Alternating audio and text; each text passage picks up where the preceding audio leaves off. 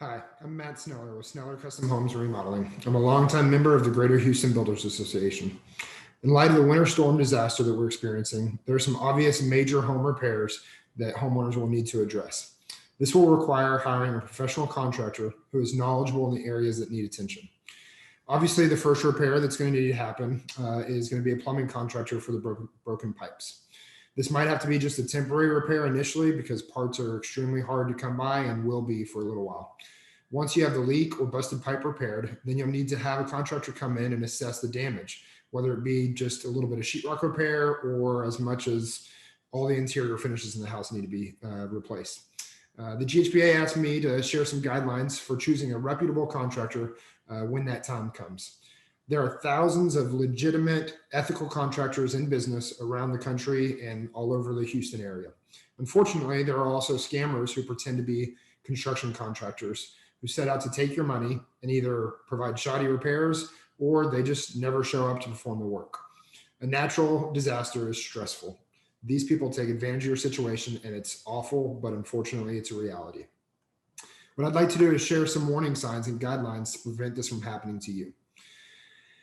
Ask for insurance. If the contractor has no insurance, that's a huge red flag. They should have insurance and they should be able to show you a certificate of insurance.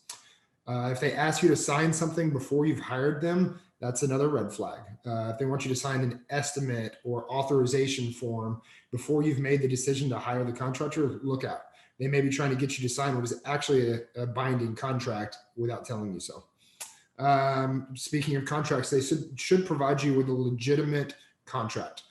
They should have a very clear contract that outline the job, the scope of work, the cost, helps clarify how problems will be managed, all of that. If you don't have a contract, you are not protected when something goes wrong. So don't hire anyone who tells you a contract won't be necessary.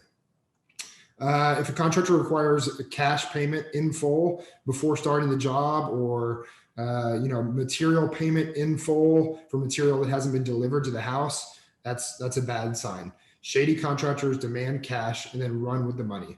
Many homeowners have been stranded by paying in full upfront. We don't want this to happen to you.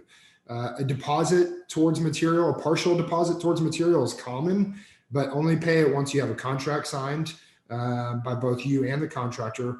And then also, if they ask you to pay cash to a salesperson or anything like that, that's sketchy. That should be a check or money order made out to a company. If the bid is extremely low or lower than other contractors that you're getting pricing from, just beware.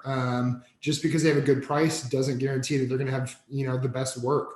A lot of times what they're doing is they're cutting costs on quality, and ultimately that's going to end up costing you more in the long run because you have to have substandard work redone.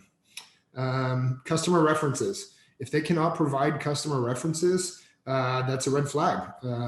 You should be able to ask them for current references on either jobs that they're currently working on or past clients that they've worked with. And you should be able to reach those clients, not just a voicemail. And so try to reach out to them and just make sure they had a good experience and that they would recommend using that contractor. You might have difficulty contacting the contractor directly.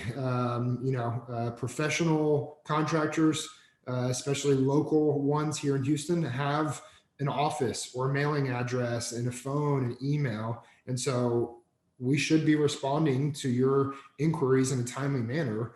And so make sure you can verify a business address. If it's a PO box, that might be a red flag. Not all the time, but it might be.